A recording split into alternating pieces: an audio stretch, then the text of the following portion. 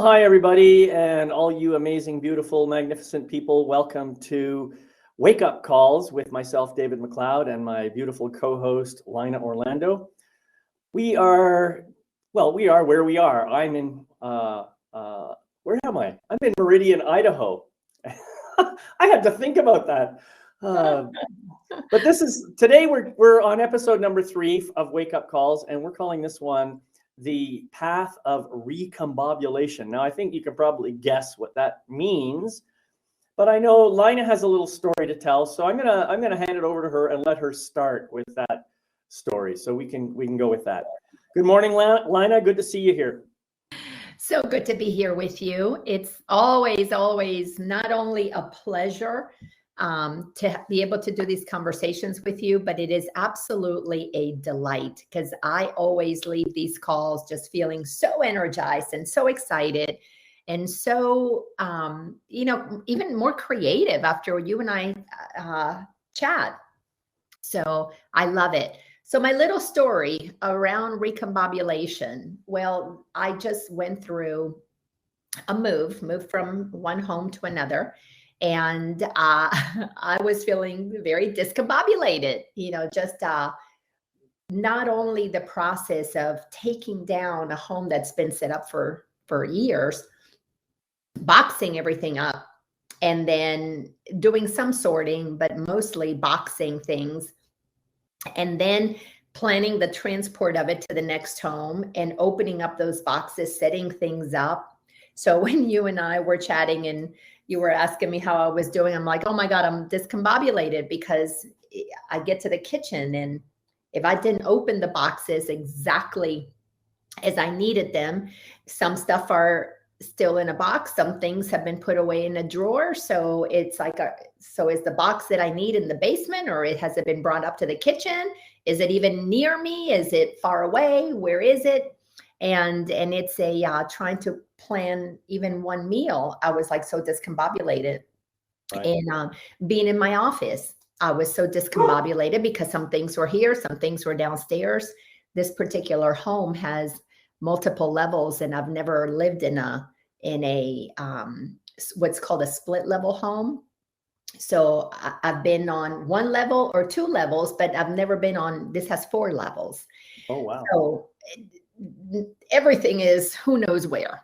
So anyhow, I'm feeling recombobulated today because it's a lot more organized.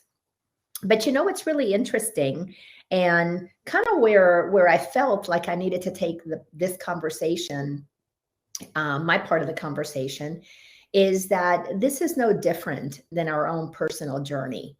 When we go through the process of examining our human identity, our personality, the self that we think we are, we go through a process of unpacking and opening up boxes, mental boxes, emotional boxes that haven't been looked at in decades, maybe lifetimes, if you're open to that possibility.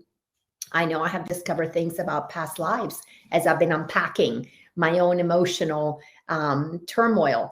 And I was very discombobulated, I'm going to say for a decade, as I was finding things and trying to match, well, what I experienced at 10, does that match what I experienced at 30? And where did this come from? Was it this lifetime? Was it another lifetime?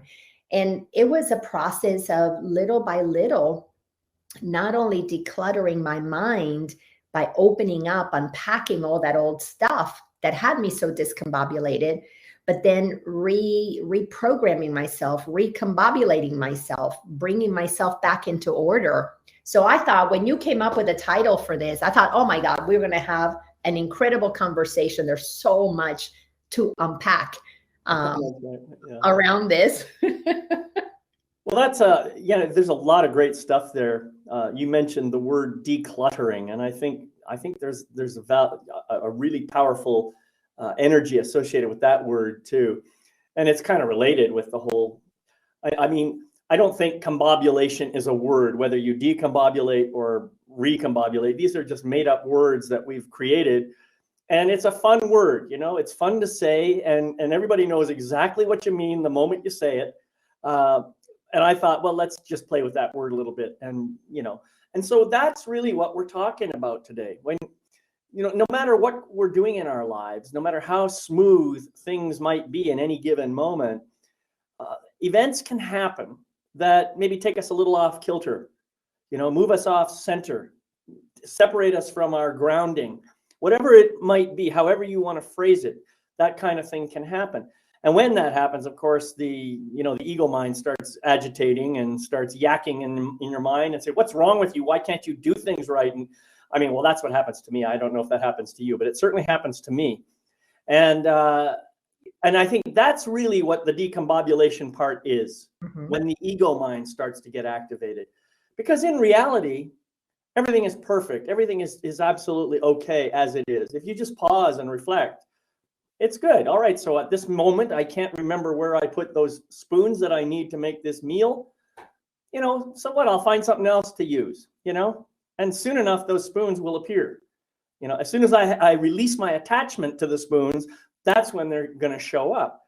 And that's kind of funny how that all works, Do you have that experience too? Like you feel so attached to having something come out a certain way, and then the moment you release that attachment, maybe not in exactly that moment, but very shortly thereafter, all of a sudden the thing just appears. Yeah. Oh yeah. That definitely has been part of my experience. But to your point about the ego mind going crazy and getting all activated, that is the process, I think, of total discombobulation. Because when we are not present to hearing our ego mind running our lives, we don't even know we're discombobulated. It's exactly when we have awareness of that ego talking to you, and you are also aware that there's a part of you that can let that thing go, can rest because you don't find the spoons, and you are clear that you'd rather be at peace than be in anxiety. When you begin to watch that ego mind that wants to override the part of you that wants to be at peace, that's conscious discombobulation, because you are really looking, observing two sides of yourself. As a Course in Miracles student as well, we're observing the two voices, the voice which can be called many things. We can call it the voice of reason, or our higher self, whatever, or soul, spirit, whatever you want to call it. But there is a voice that comes always with a message of peace and calm, and it's going to be okay. Everything is not gonna be okay. Everything is okay. And then you've got that trained, conditioned, egoic voice. Everything is a problem. I got to solve it. I got to fix it. I got to find it. I can't get it done. And when you begin to see those two crazy voices, that's the beginning of the discombobulation consciously, which is really the beginning of the end of that ego mind running your life. But you can't reassemble yourself with one voice until you go through that craziness. I call it spiritual bipolarness, where you don't want to listen to that voice that's constantly complaining and agitating you, but you're not practiced at listening to the voice that lets you know it's all going to be okay.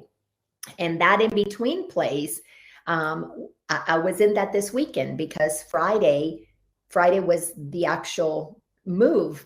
Well, Saturday, Sunday, everything was everywhere. And Monday was a beginning to reassemble things. And I just sat and I watched what was happening in my house with the same, or I should say, in the same way that I watched it happen in my head when I was going through my awakening. Right. Fascinating. As within, so without. Exactly. Yeah, I think there's just so much here for us to look at, and it's hard to know exactly which angle to choose. But one thing that I know is, I think part of the reason that we tend to resist change is because of the fact that our ego mind does get activated when we're outside of that. This is our comfortable space over here. The moment you step outside of it, things are different. And now the ego mind is on high alert, and it's paying attention, looking for all those dangers, most of which don't exist. And then it's trying to warn us about these things. And consequently, it kind of tends to want to push us back into the comfort zone. And so you're doing a major thing here. It's not just moving out of a comfort zone. It's about moving the entire comfort zone to a new location. And it's going to be a new comfort zone in a completely different structure. Yeah. And the ego mind's not happy about that. So yeah, I think we can take this metaphor to pretty much any kind of situation in our lives.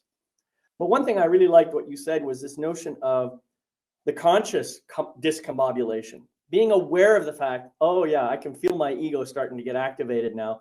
What can I do about it? So I can just love my ego and say, thank you so much for observing that this weird thing is happening. But it's okay.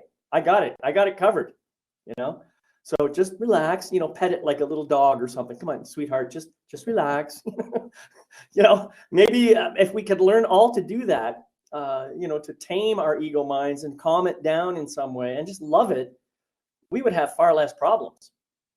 Oh, absolutely. And I think of my ego mind not so much as a pet, but as my scared 2-year-old. Yeah. For a very long time, I had to address that egoic mind as that scared child until I started studying A Course in Miracles, and I realized, well, it's a part of me that I must transcend. It goes beyond the scared child that I'm petting and calming down to, no, wait a second, it's a voice I don't even want to listen to anymore, or even give it permission to have any say. But that's part of the journey. That requires that we come to the place where we align with the essence of who we are. That's the process of allowing the Christ consciousness to lead our lives, or Buddha nature, whatever you want to call it.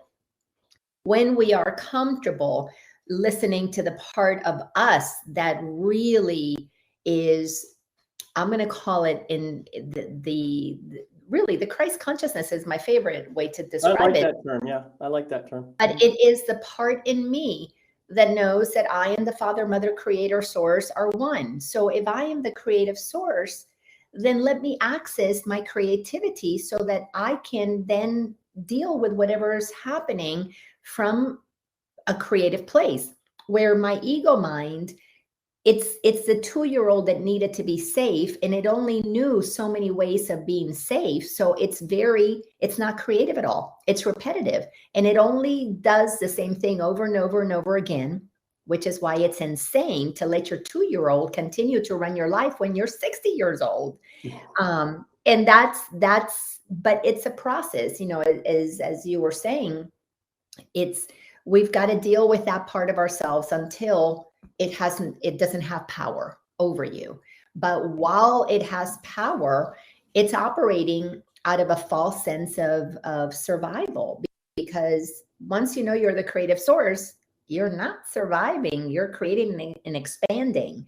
But if you are your 2-year-old tantrum child, or 3-year-old or 5-year-old, or depend on, and through my coaching career, I have discovered people's egoic aspect of themselves can be in the womb. It can be the kid in the womb that knew it was unwanted, that felt the mom was going to give it up for adoption as soon as they came out, product of a rape or product of a love gone bad, or whatever it might have been, all the way to the 6, 7, 8-year-old child that maybe was physically abused or that was emotionally neglected.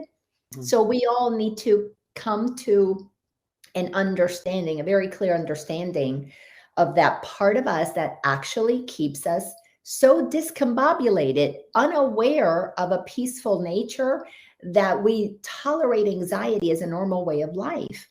And a big move like this was just an opportunity to observe. Am I going to let my 2-year-old pull me into a story, or can I observe the peaceful side of me and just align with that part of me that got created? Okay, like you were saying, don't find the spoons, let me get a fork. Don't find this pot, let me use another pot. Can't find what I need, let's go out to eat. Let's find a restaurant in the area.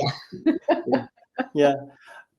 There's you mentioned the word transcending the ego, and I love that phrase because we're never going to get rid of the ego, I don't think. I think what we can do is, as you say, we can get to the point where we just simply don't allow it to have any say anymore. You know, sure, it can warn us about real danger that might exist, and that's great. But mostly, if we get it to this point where we are elevated in our consciousness to a high enough level, then we don't really have to pay any attention to it. We can simply, sit in our own peacefulness, our own serenity, in connection and in communion with spirit, or Christ consciousness, as you like to call it, and just know that all is perfect as it is. And the ego mind is going to do what it does because it's part of the process. It's part of the package of being human. And so I think what our real journey is here for you and me and all other human beings is to go through the physical aspects of our journey. And then if we choose to really know the truth of who we are, then we can begin that process of elevating out of the pits of despair that we create for ourselves in our lives, and start moving higher and higher and higher in our consciousness to the point where the ego doesn't really have any impact on us anymore. To me, that really is the process of transcendence, or recombobulation, as we're calling it here. Yes, and through the Course in Miracles, I've come to change my mind about a lot of things, and it's been, for me, the most clear teachings about exactly what the ego is. And the ego is just a voice. And if you are operating from your Christed self, I know when I am in that space, and that is the voice that I'm listening to, there's actually no ego. There's no ego talking. So the transcending of the ego is the being really clear about what voice you're listening to. Exactly. So for a while, there was yes, there is, and I teach steps as you do. There are stages that we have to move through. I could not have gone from my house, being there, wiggle my nose, and then appear in my new house. In physical form, there is a process of taking things down, packing them, moving them, reassembling them in the new place. It's the same thing with our own journey. We are looking at the comfort that we created with the ego mind running the show, basically telling us how things are. And it's the protective. It was just always about survival, separation, survival. I'm not safe here. Mm-hmm. So to unpack that, I call it make ego your amigo. So we work with it and become befriended. We got to find out what's the source of the discomfort, because we're reclaiming our power. We're coming back to, no, the soul spirit that I am, that chose to have this incarnation, knows that I'm eternal. Excuse me, there's nothing to fear here. Well, while excuse me, I'm believing there's nothing to fear, but I have fearful thoughts, we're befriending that part of ourselves. Excuse me a second, let me get some water here. And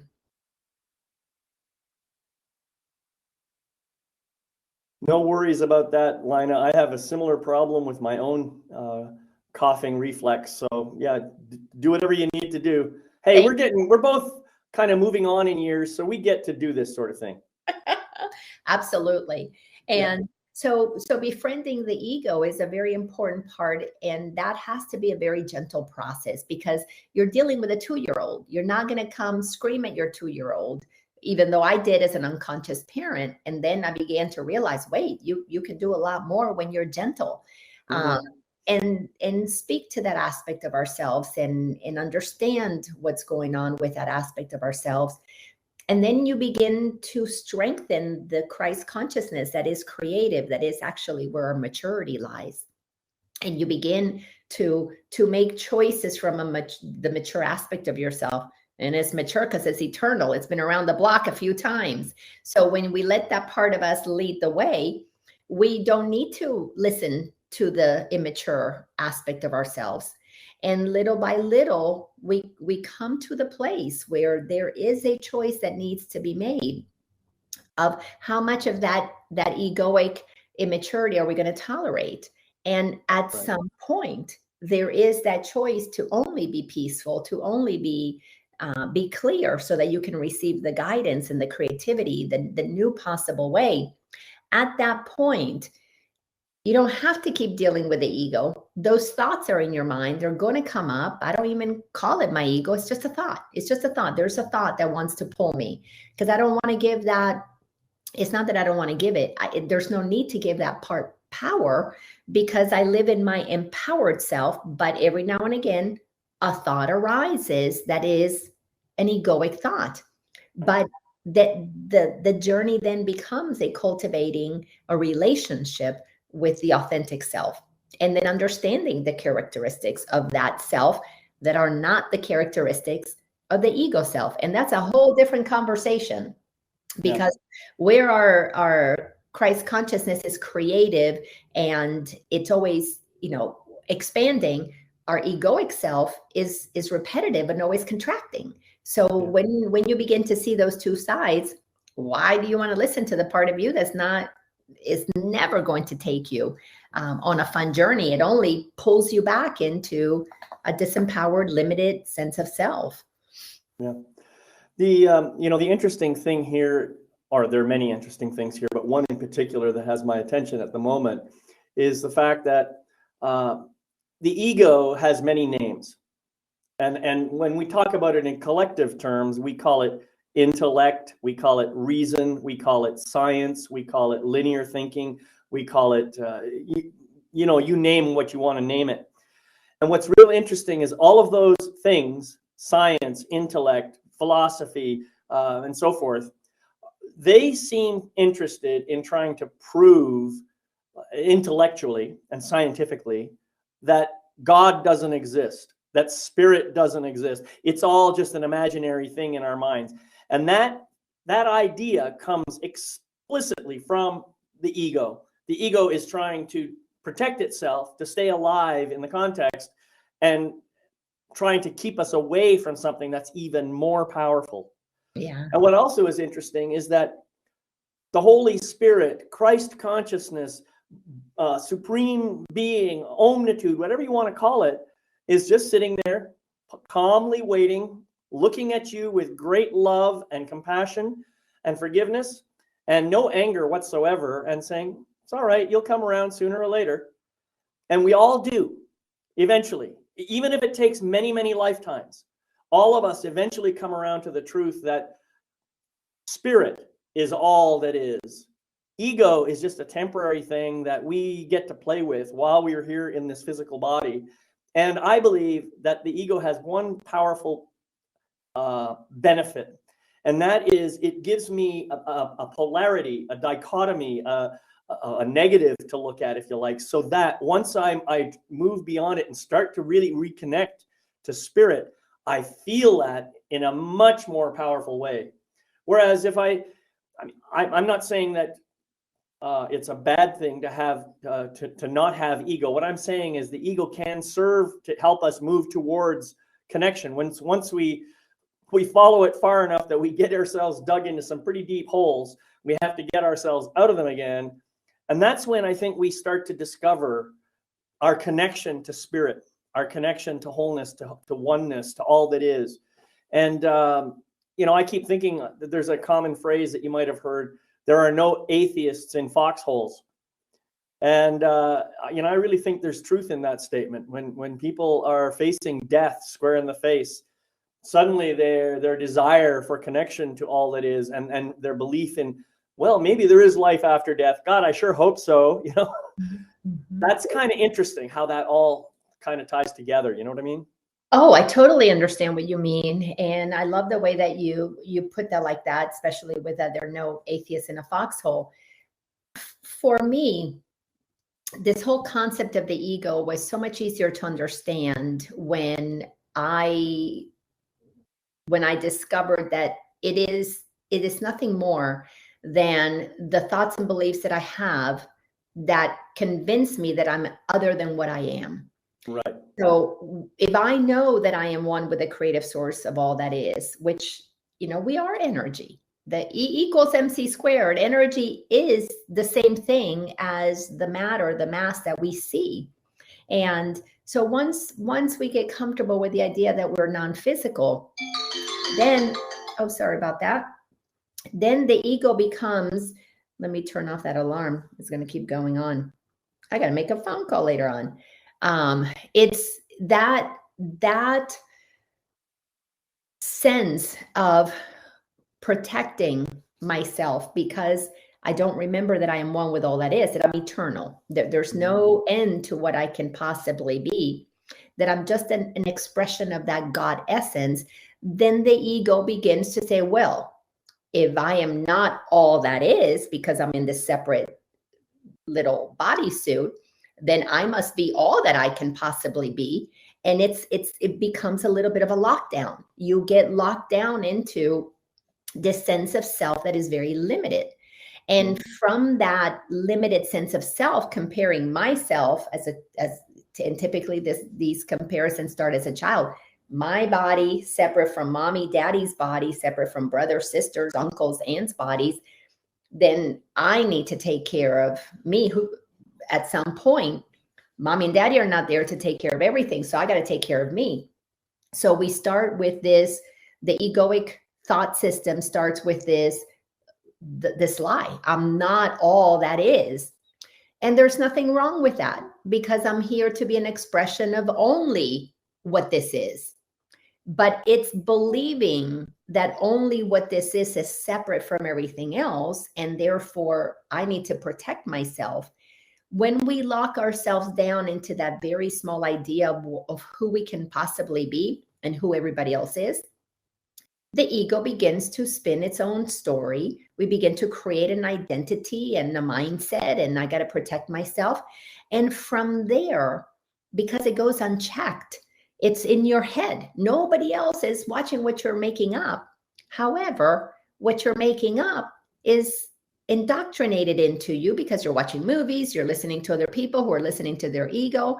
And all of us our minds are being filled with so much misinformation about who we are and everybody else is, that sense of self-protection becomes so solidified that we really think we're invincible until such time that we have a moment like in the foxhole or on your deathbed where you've been lying to yourself and you can't say, oh, I lied to myself and cut myself off from source.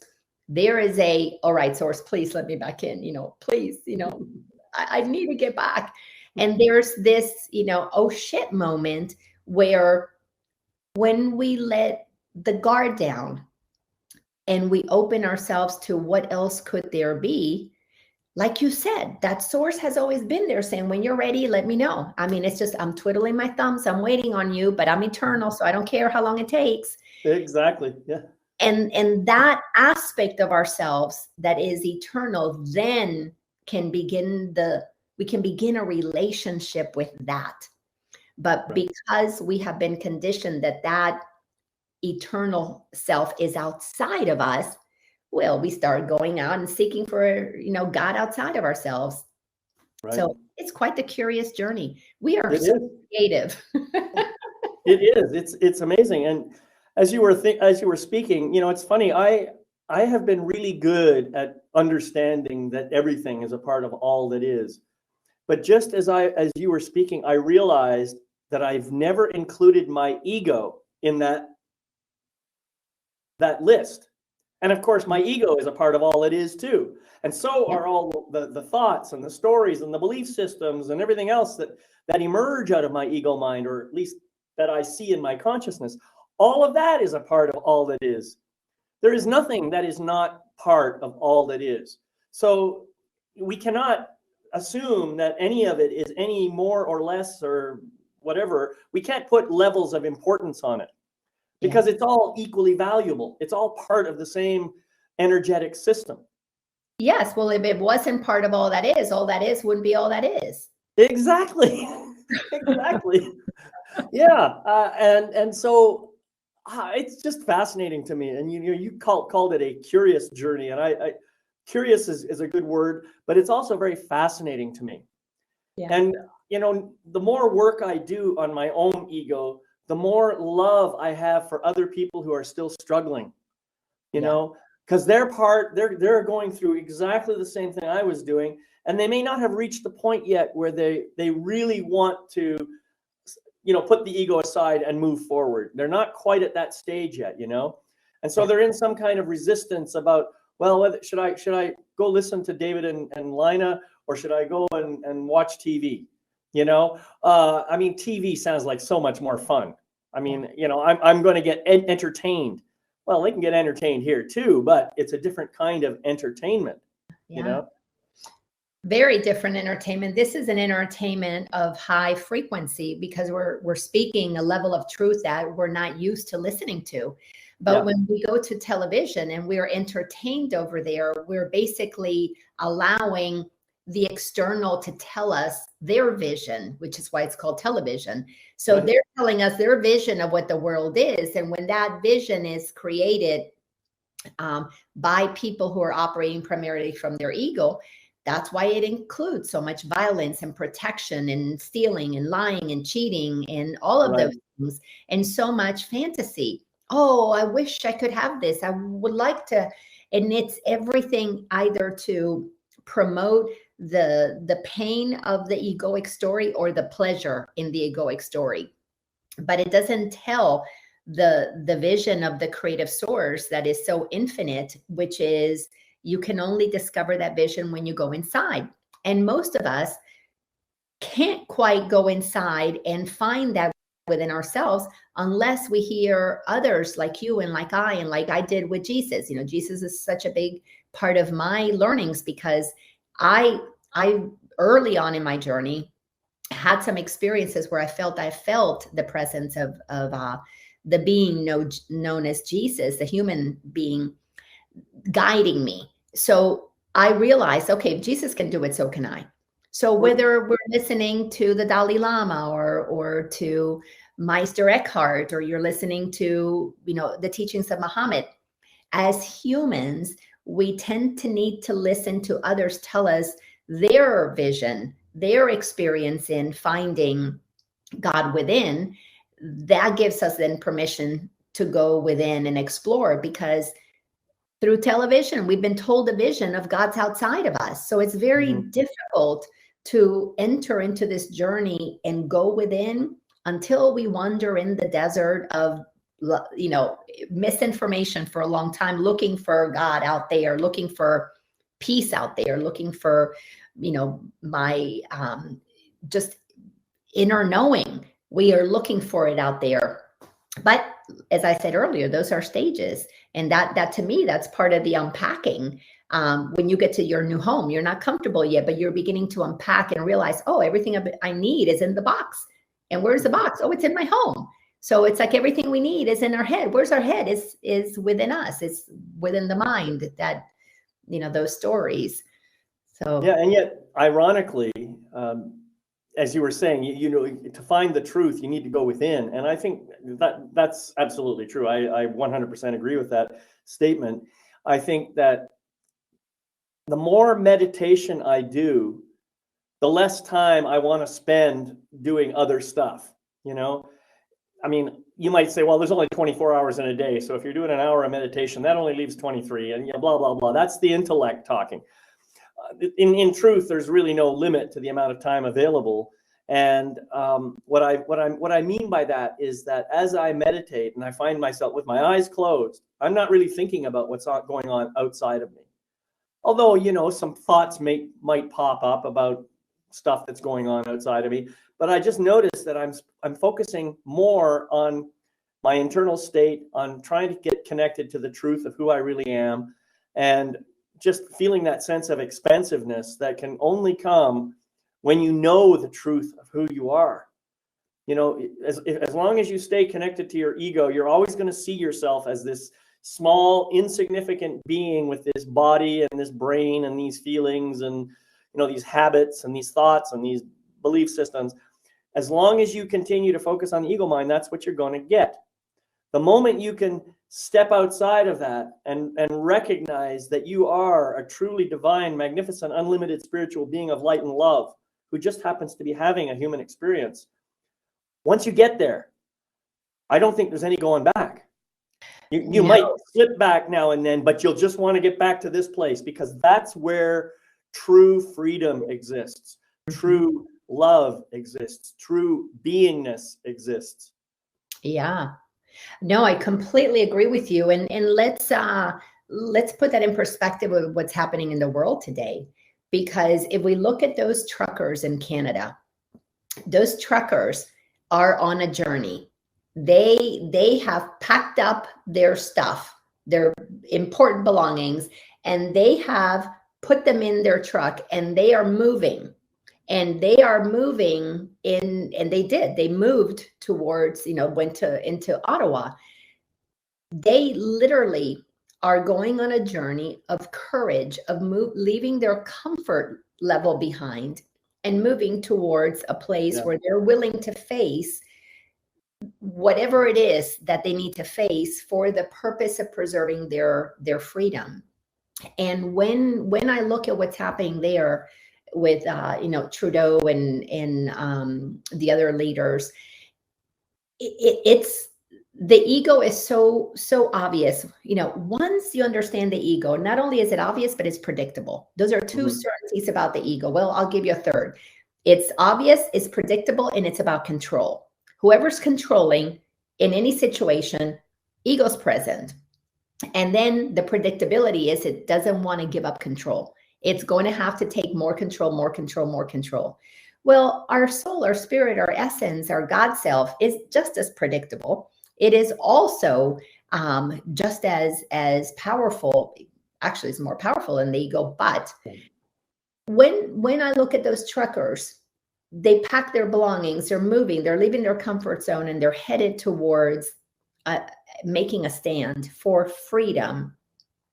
Then what happens is they begin to encounter these other beings who also want freedom. Well, they maybe didn't pack their trucks and travel, but they came out of their homes in Ottawa. They came out of their homes along the way to greet them. So many people who are transcending that egoic mind going, wait a second, we deserve freedom here. So what happens when our soul wants that freedom and it encounters our ego? Well, there's going to be a clash. And that's what we're observing is, to me, the truckers represent the soul of humanity, and Trudeau represents the 2-year-old tantrum throwing ego that is saying, no, you can't not do what I need you to do, because I need to control you, because I get my power from controlling you. Right. We all lived our entire lives when we're unaware of these two voices in lockdown, because our ego is the aspect that controls us.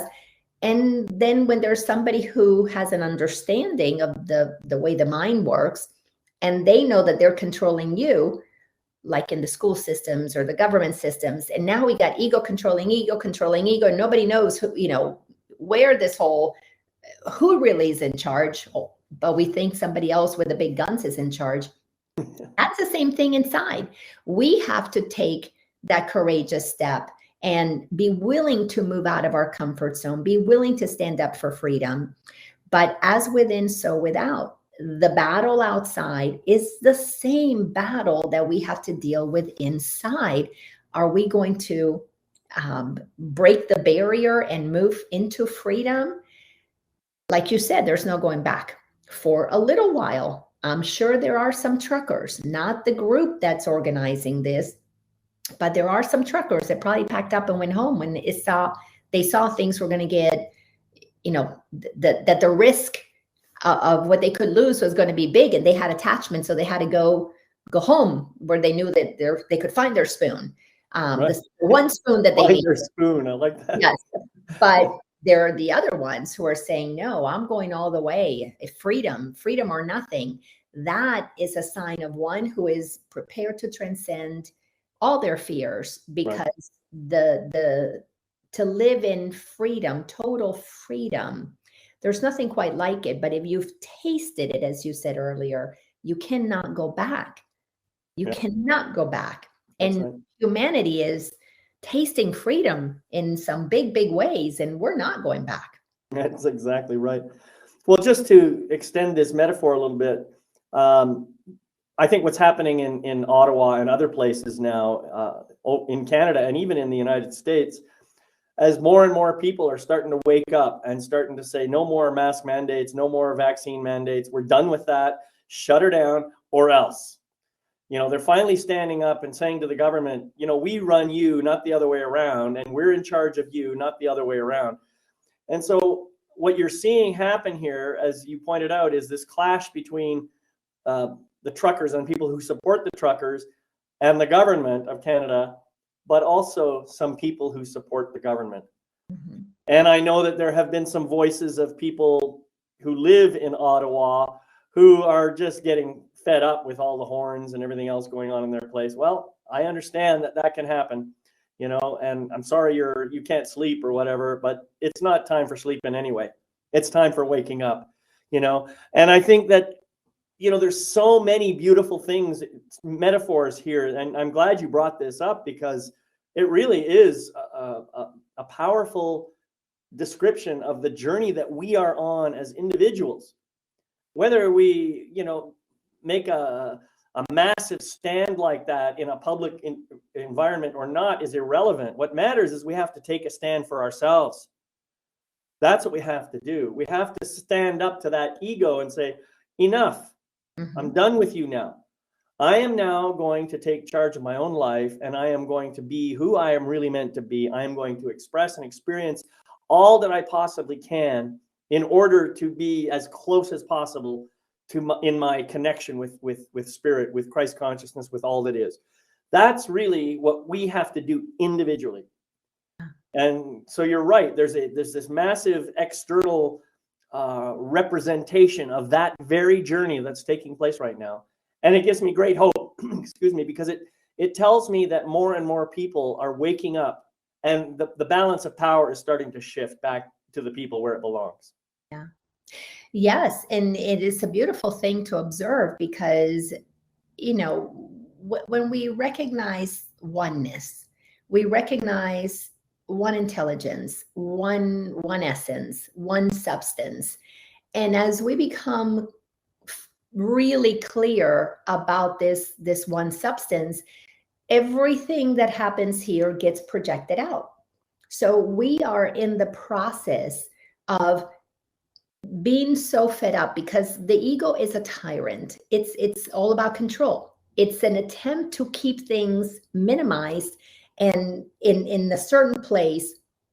And when somebody, you could call it with a bigger ego, I would say somebody not with a bigger ego, but with an understanding of the way the ego operates, they know how to control other people's egos because it's the ego is the stupidest part of ourselves.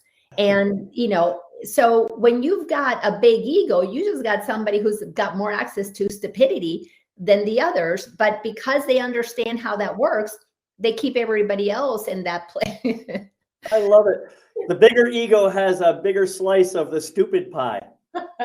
Yes. And when you begin to wake up, you see that because the ego is a lack of intelligence.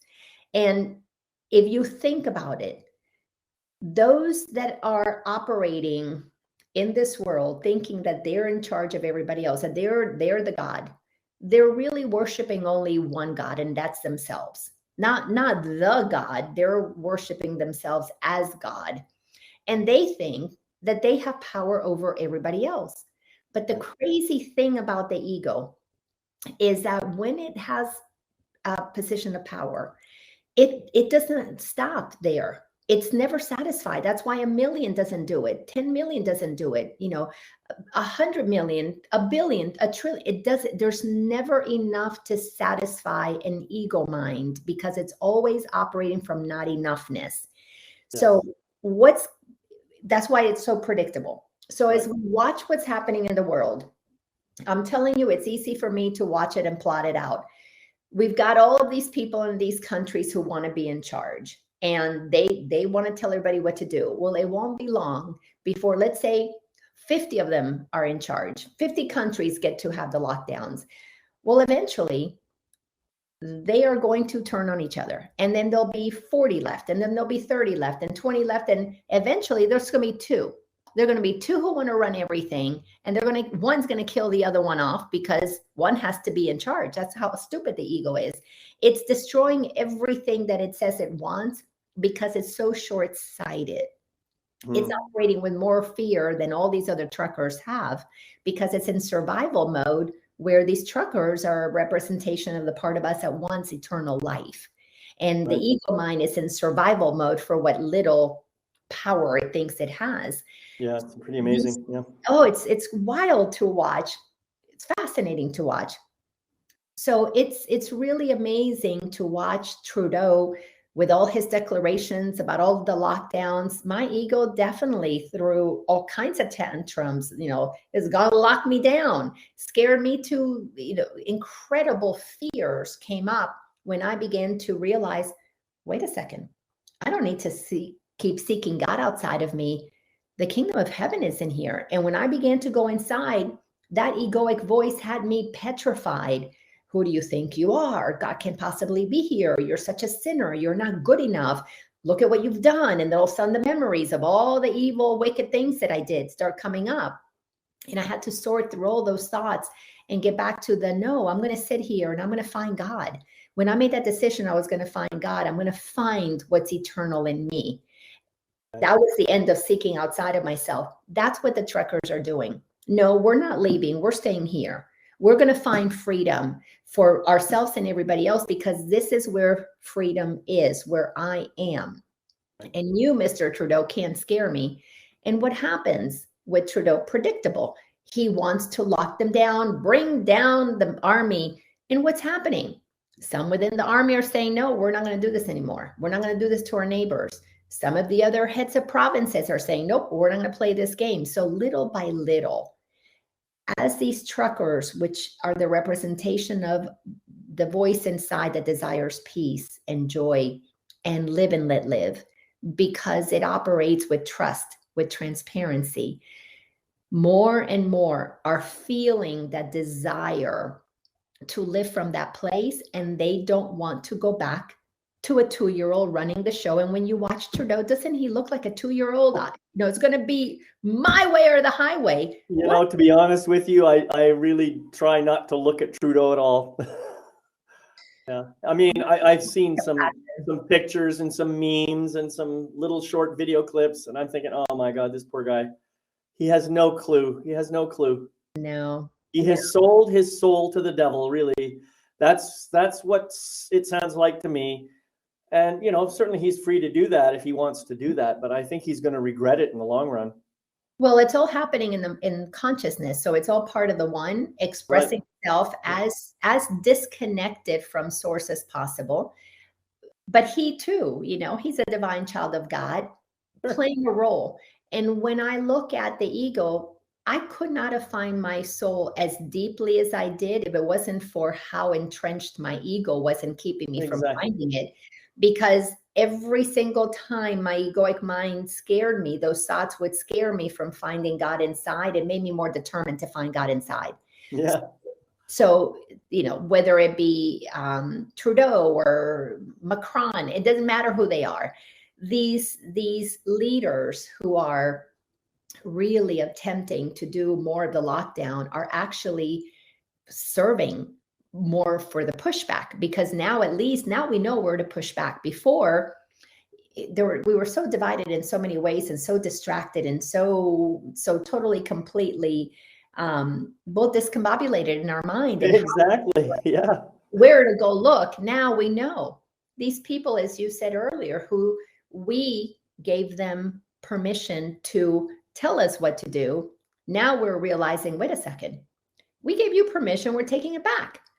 But those who have the permission don't want to give it back because they're so entrenched in that's their source of power. They need to find their own power inside and leave everybody alone.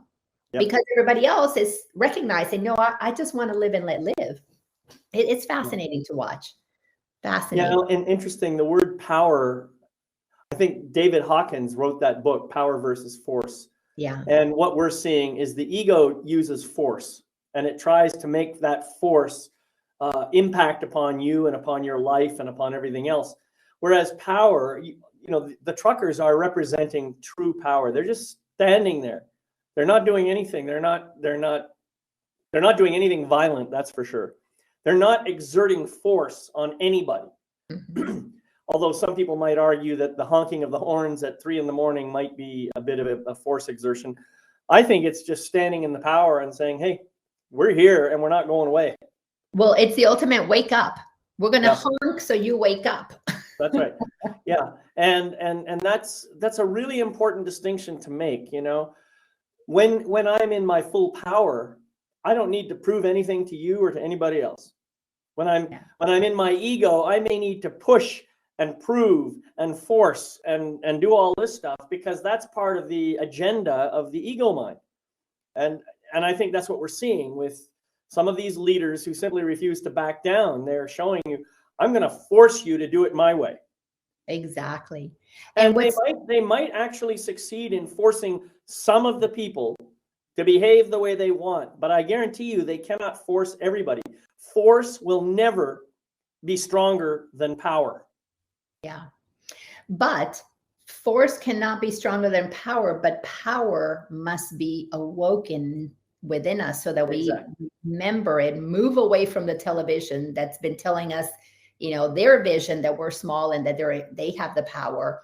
You know, that's why I remember growing up like a little girl. Oh, the president's going to speak. Everybody sit around the television and we're going to have this person tell us their vision of how things should be.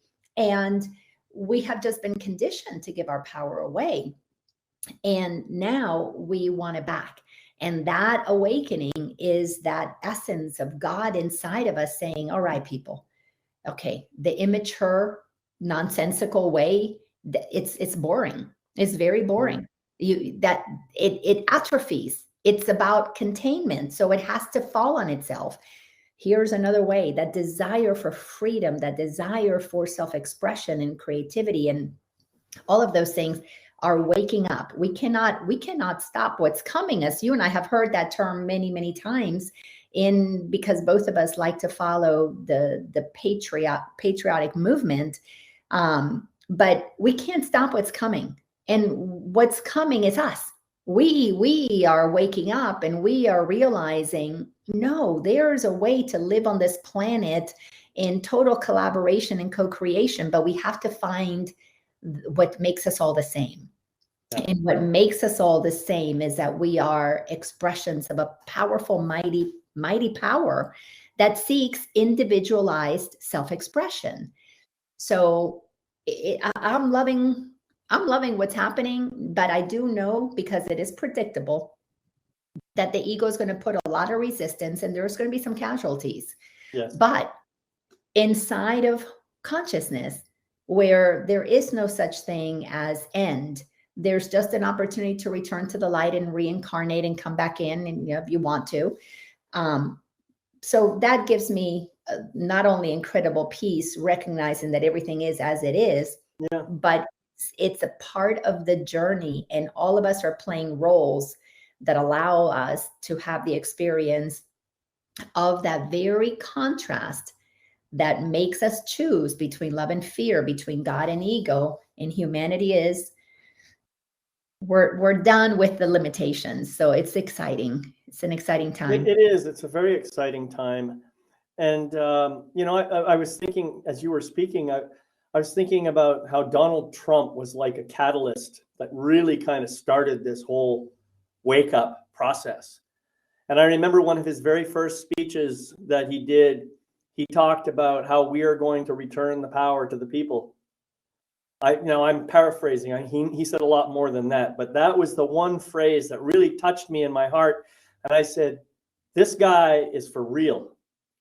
I mean, he's got an ego like everybody else does, but it doesn't seem to control him the way it seems to control so many other people. He tends to be spiritual in the sense that he stands in his power and he doesn't let anybody push him over, you know? Mm-hmm. And I know that there have been many attempts on his life since before he actually won the first election in 2016, and right through his presidency, there have been many attempts on his life. So the ego, the external ego, the externalized ego, is really doing everything to stop that kind of wake up. Yeah. but it's diffusing itself, as you've said, and parts of the collective ego are starting to feast on each other. Mm-hmm. Yeah. And because they're trying to get their control, so they'll get it wherever they can. Exactly. And so somebody will win and somebody will lose. We'll have this competition thing going on everywhere, Yeah. So Yeah. it's really amazing, and yeah, and I'm very excited too, because I think we this year I just felt a huge shift happen as we started moving into 2022. I don't know what it was. I just noticed an energetic shift within me, perhaps, but I just felt it, and I said something really big is going to happen this year. Yeah. Something big and is important is going to happen, and this is before the trucker thing, and they were talking about it a little bit, but when they started going through with it, I said, oh, maybe this is the big thing that I was looking for. I don't know. Well, again, with the predictability of the ego, there is so much desire, because it's a battle between, you can call it good and evil, love and fear, darkness and the light, God and ego. It's all the same thing. It's because it's freedom over fear and control and bondage. Yeah.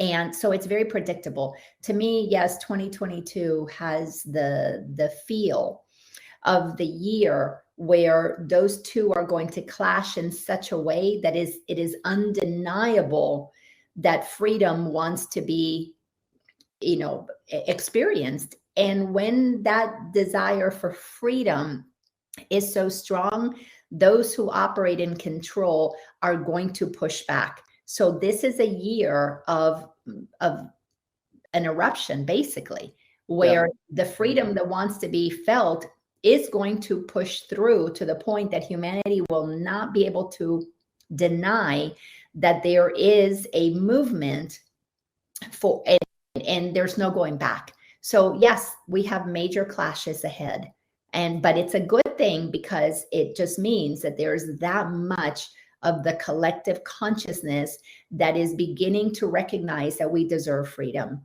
because that's really the only way we can be oppressed, is when we think we don't deserve it. And too many of us are now, thank you, COVID, for sending so many people on lockdown and many took the time in isolation to connect, to discover, what's going on here, to turn off the TV, to look at their values, I shouldn't say me too, to look at, do I want to live in freedom? Do I want to live in fear? And am I being told a story, or am I operating from my own inner conviction? Am I listening to my intuition, or are they still telling me a vision?